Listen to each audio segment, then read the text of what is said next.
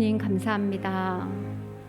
오늘 말씀을 주시고 묵상케 하시고 전하면서 성령님에 대해서 나눌 수 있게 해주셔서 감사합니다. 주님, 우리의 생각이 바뀌게 하여 주시옵소서. 그러나 생각만 바뀌지 말고 우리의 마음도 바뀌게 하여 주시옵소서. 주를 향한 우리의 마음과 우리의 감정도 모두 하나님을 향하게 하여 주시고, 이 밤 전하는 자나 듣는 자가 모두 성령의 은혜 안에 잠들게 하여 주시옵소서. 예수님 이름으로 기도합니다. 아멘. 예, 샬롬. 네, 반갑습니다.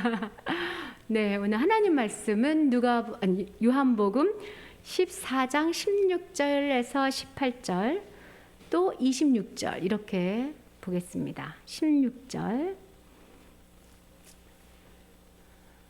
자, 요한복음 14장 16절.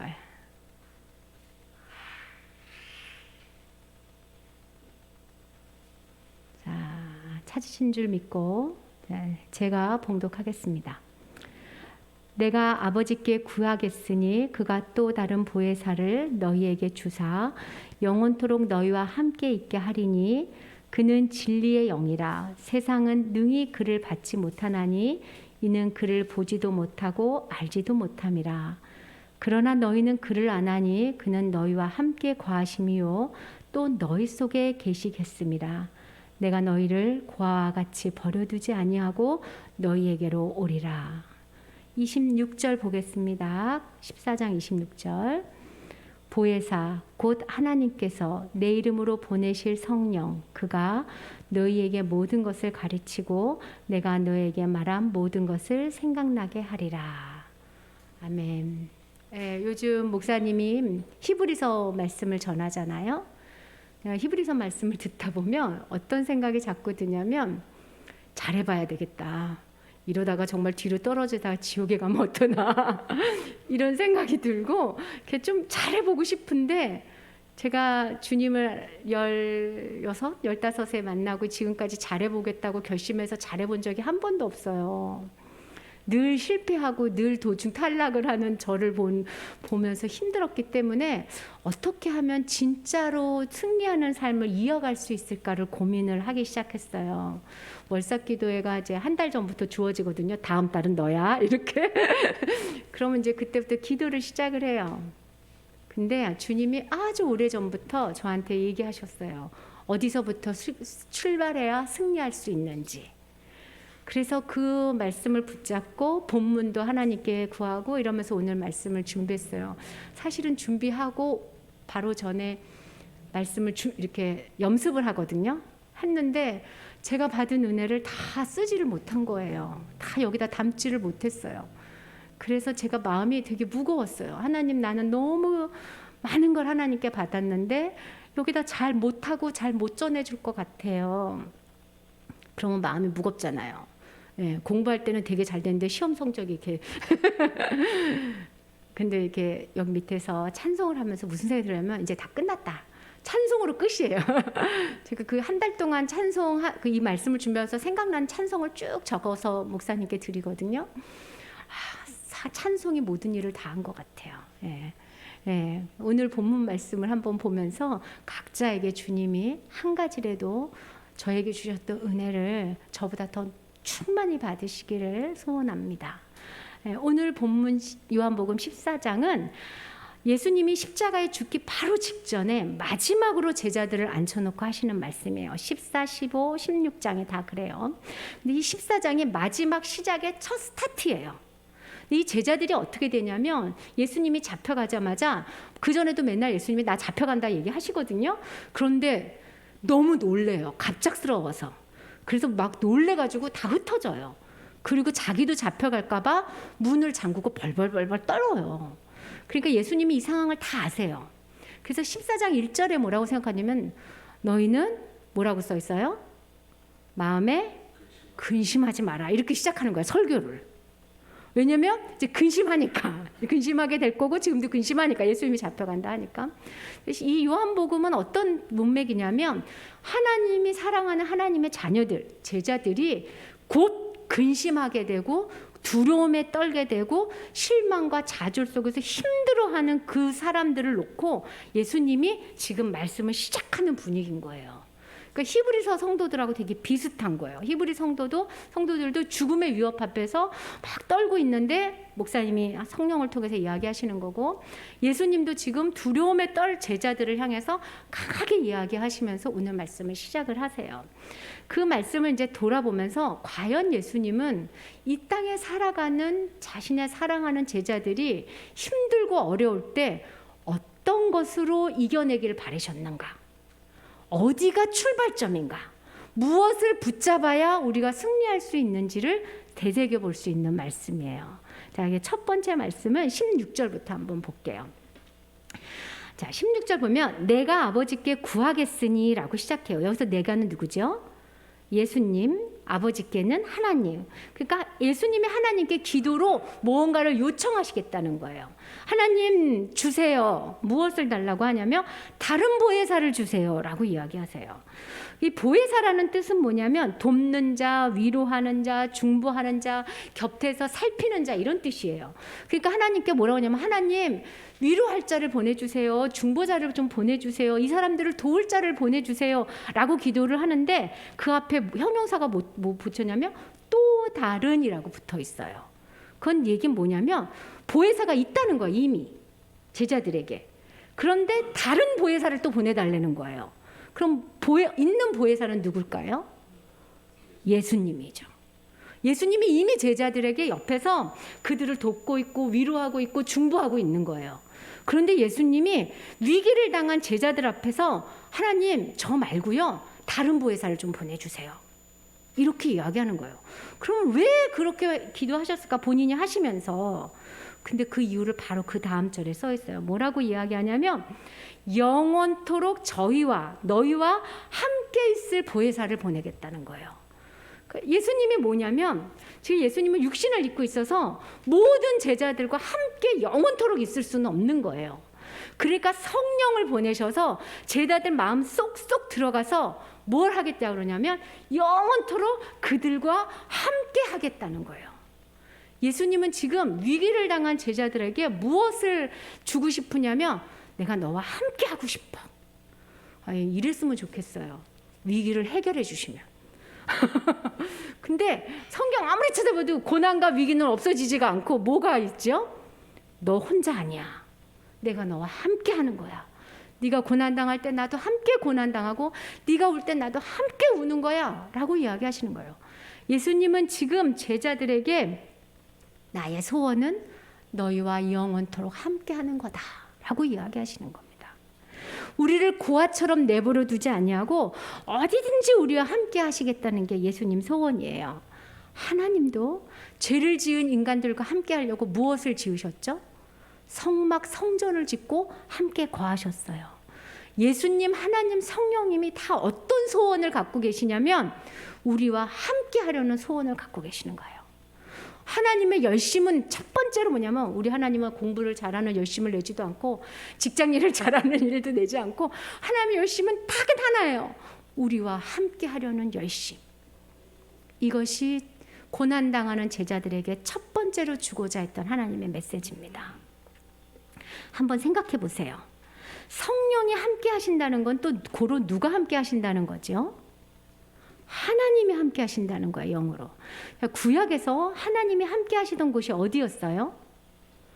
성막 성전이었죠. 근데 그 성전 안에 하나님이 특별히 거하시는 곳이 어디였죠? 세 글자? 지성소였어요. 예. 그 지성소가 하나님이 거하시는 곳이에요. 그 지성소엔 누구만 들어가죠? 대제사장만 1년에 한 번 들어갈 수 있는 아주 특별한 곳이 이 지성소예요. 근데 그 하나님이 지금 어디에 계시겠다는 거예요? 여기에. 그럼 여기 안에 뭐가 들어왔다는 얘기예요? 지성소가 있는 거예요. 여러분, 우리는 지성소를 마음에 품은 사람인 거예요. 그래, 하나님이 함께 하시니까 아유 고마워요. 이게 아니야. 지금 하나님은 그 얘기에서 끝나는 게 아니라 너는 바뀌었어. 내가 그냥 함께해서 너를 돕고 위로하고 네가 어려울 때 너를 달래주려고 너와 함께하는 게 아니라 너는 지성소를 마음에 품은 성전인 거야 라고 지금 이야기하시는 거예요. 지사님, 우리는 사람이 아니에요. 우리는 성전이에요. 우리는 우리 가슴 속에 세상에서 너무나 존귀해서 1년에 딱 한 번 죽을까 봐 벌벌 떨면서 대속제물 드려가지고 벌벌 떨면서 딱 한 사람만 들어가는 그 지성소를 가슴에 품은 성전입니다. 지금 예수님이 그 얘기를 하는 거예요. 너는 하나님의 성전이야. 너는 그냥 사람이 아니고 나를 섬기는 제사장이야. 마음의 지성소를 품고 하나님을 섬기는 제사장이 바로 우리인 거예요. 내가 성령을 너희한테 보내서 너와 늘 함께 할게. 이 얘기만 들으면 하나님 감사해요. 그냥 그렇게 돼요. 근데 이 얘기의 근본을 들으면 어떻게 되냐면, 와, 내가 그런 사람이에요? 위기를 당한 성도 여러분, 여러분이 누구이신지를 알아야 승리합니다. 하나님 함께 하시죠. 이 정도로 승리하는 게 아니라 나는 지성소를 마음에 품은 사람이다. 이게 승리의 비결이에요. 세상은 여러 가지 잣대로 여러분을 대요. 물질의 잣대, 외모의 잣대, 학력의 잣대로 우리를 평가해요. 그런데 세상이 평가하는 것도 분한데 우리도 그렇게 평가해요. 나도 모르게 오염돼서 다른 사람이 나를 대는 세상의 잣대로 나를 내가 대요. 그래서 어쩔 때는 나를 막 감추고 싶고, 어쩔 때는 나를 포장하고 싶고, 어쩔 때는 나를 드러내고 싶고, 우월감과 열등감에 왔다리 갔다리 하는 이유가 뭐냐면 내가 누구인지를 몰라서 그래요. 하나님은 분명하게 말씀하세요. 너는 성전이야. 너는 택하신 족속이야. 너는 왕 같은 제사장이야. 너는 거룩한 나라야. 나의 소유된 백성이야. 이게 베드로 후서의 고백 아니겠습니까? 여러분, 여러분이 누구인지를 기억하시기 바라요. 그래야 승리할 수 있습니다. 17절을 한번 또 볼게요. 자, 17절을 보면 진리의 영이신 그를, 그러니까 성령을 세상은 능히 그를 받지도 못하고 그를 보지도 못하고 알지도 못한다는 거예요. 성령을. 그런데 우리는 그를 안다는 거예요. 그는 우리와 함께 하시고 우리 속에 계신 성령을 우리는 알고 있는 거예요. 우리는 알게 되었는데 왜 그들은 모를까요? 능히 알지 못한다고 하는 거 보아서 세상은 능력이 없는 것 같아요. 예수님을, 성령을 알아볼 능력이 세상에는 없어요. 그런데 세상에 없는 그 능력을 우리는 어떻게 가졌냐는 거예요. 나는 어떻게 성령을 알아봤지? 궁금하지 않으세요? 여러분 안에 성령이 계십니까? 어떻게 아십니까? 세상은 모르는데. 창세기 6장에는 노아가 나와요. 노아를 어떻게 소개하냐면 당대의 완전한 의인이라고 소개해요. 근데 창세기 6장 그게 7절 말씀이고 6장 6절에 바로 그 전주에 노아를 뭐라고 얘기하냐면 여호와께 은혜를 입은 자라고 이야기해요. 그러면 여러분 생각해 보세요. 노아가 당대의 의인이 될 수 있었던 이유는 무엇이라고 성경이 말하는 거예요? 여호와께 은혜를 입어서. 그가 당대 의인이 된 것은 여호와께 은혜를 입어서 가능했다는 거예요. 여러분, 요즘 우리가 다니엘서 읽죠? 천사가 다니엘을 일으켜 세울 때마다 하는 말이 뭐예요? 크게 은총을 입은 자야. 이렇게 불러요. 다니엘은요, 하나님께 크게 은총을 받아서 하나님의 계시의 말씀을 들은 거예요. 그들이 정말로 대단해 보이잖아요. 방주도 짓고 막 하나님의 미래 계시를 보고. 그 시작점이 어디냐면 은혜라는 거예요. 은혜. 우리가 앞으로 볼 히브리서의 믿음의 선조들도 그 은혜 때문에 그 반열에 들어갔다고 지금 하나님은 말씀하시는 거예요. 우리가 성령님을 알아본 특별한 이유는 아무것도 없어요. 하나님이 택하시고 찾아오시고 은혜를 베푸셔서 그 능력을 소유하게 된 거예요. 여러분, 우리는 누구입니까? 하나님의 은혜를 입은 자예요. 세상이 우리한테 까불 때 주의 은혜가 여기에 이렇게 뒤집어 써 있어서 저희 건드렸다가 세상이 아주 박살나는 일이 벌어져요. 세상이 지금 우리를 모르고 까부는데 우리한테 여러분 누가 나한테 까불면 너 큰일 났다. 은혜 입은 자한테 까불다니 이러고 이기셔야 돼요.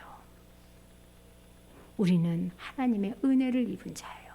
이것이 출발점입니다. 지난주에 지인을 만났어요. 자기 목사님한테 너무 감격스러운 설교를 들었다고 막 이야기를 하는 거예요. 저는 그런 성도들 이야기를 할 때 눈빛을 보는데 그 눈빛이 은혜를 받으면 어떻게 되냐면 은혜를 전할 때 반짝거려요. 그 자매가 반짝반짝 빛나는 눈으로 언니 목사님이 그러는데 성경에 있는 사무엘하고 뭐 바울 뭐 이런 모든 사람이 특별한 사람이 아니라는 거야. 그럼 그랬더니 특별한 사람이 아니라 하나님의 열심으로 그 자리까지 이끌려온 사람이라는 거야. 그래서 나도 하나님의 열심으로 그 자리에 갈 수 있대. 여보 내가 여보랜다. 성도님 제가 그 얘기를 제가 여보를 너무 사랑해요. 권사님한테도 여보라 그러고 하나님의 열심이 그들을 그 자리에 가게 했어요. 그 열심이 우리에게도 작동하고 있어요. 여러분 사무엘과 바울과 베드로와 이 모든 사람과 우리가 다르지 않아요. 단지 우리가 거기에 집중하지 않아서예요. 사랑하는 성도 여러분, 믿음으로 살라는 설교를 들으면 결심하게 돼요. 뒤로 물러서지 말아야지, 영적 게으름에서 벗어나야지, 말씀을 봐야지. 그런데 그렇게 시작하는 게 아니에요. 열심을 내려고 할 때 이 포인트에서 시작하는 거예요. 하나님의 열심이 나한테 작동하고 있다. 하나님이 나를 선택하셨다. 하나님의 은혜가 내 안에 거했다. 하나님의 은혜를 알고 하나님의 열심에 의지하고 하나님의 선택을 믿음으로 우리가 일어서는 겁니다. 그래서 언제든지 신앙이 흔들릴 때는 여기로 오셔야 돼요. 주님이 일하신다. 그 힘으로 다시 일어서는 겁니다. 내가 아니라 하나님이 하실 거라고 고백하시기 바랍니다. 나는 어떤 자입니까? 주께서 포기하지 않는 하나님의 열심이 작동하는 하나님의 은혜를 입은 자예요. 26절도 한번 볼게요.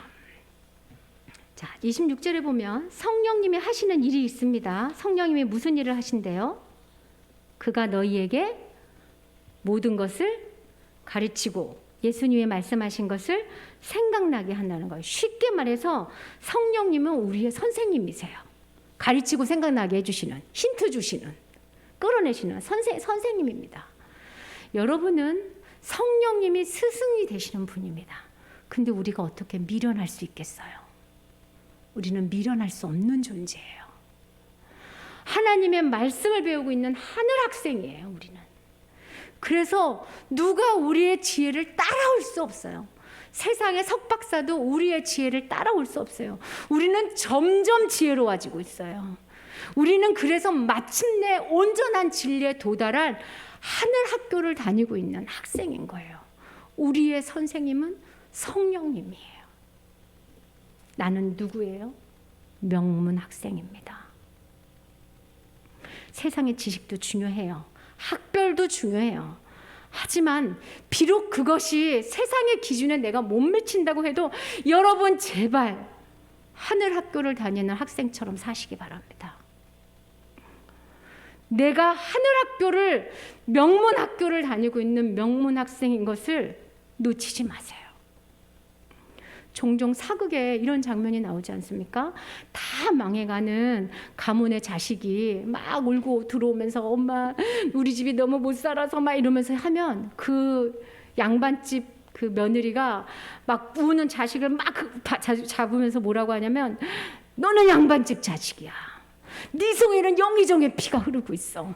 걔네와 우리는 가문이 달라. 그렇게 말하면서 그 엄마가 눈을 어떻게 하죠? 무릎 떠요. 그리고 쭈르르 흘러요. 전 드라마를 아주 좋아해요. 이 말씀을 준비하면서 하나님이 눈을 부릅뜨는 게 보이는 거예요. 너는 명문 학생이야. 너는 하늘 성전이야. 너는 은혜를 입은 자야. 성도 여러분, 제발 부탁합니다. 주눅들지 마세요. 어디 가서 쫄지 마세요. 하나님이 우세요. 세상의 기준으로 내가 오염이 돼서 내가 나를 그렇게 평가하는 거예요. 하나님의 눈으로 나와 다른 사람을 보시기 바랍니다. 믿음의 전쟁의 승리는 이 포인트에서 시작하셔야 돼요. 그렇다고 여러분 교만하지 마십시오. 우리는 어떤 사람이냐면 나를 남보다 더 조금이라도 낫다고 생각하는 사람이에요. 은혜를 받으면 나 혼자 받은 것 같고 저의 주특기입니다. 아주. 그래서 막 떠들어요. 은혜 받은 거. 나 혼자 받은 것 같고 저들은 뭔가 모르는 것 같고, 그것은 내가 세상의 기준에 오염이 돼가지고 잘못 발동되는 거예요. 내 본성이 그렇다는 것을 잊지 마셔야 돼요.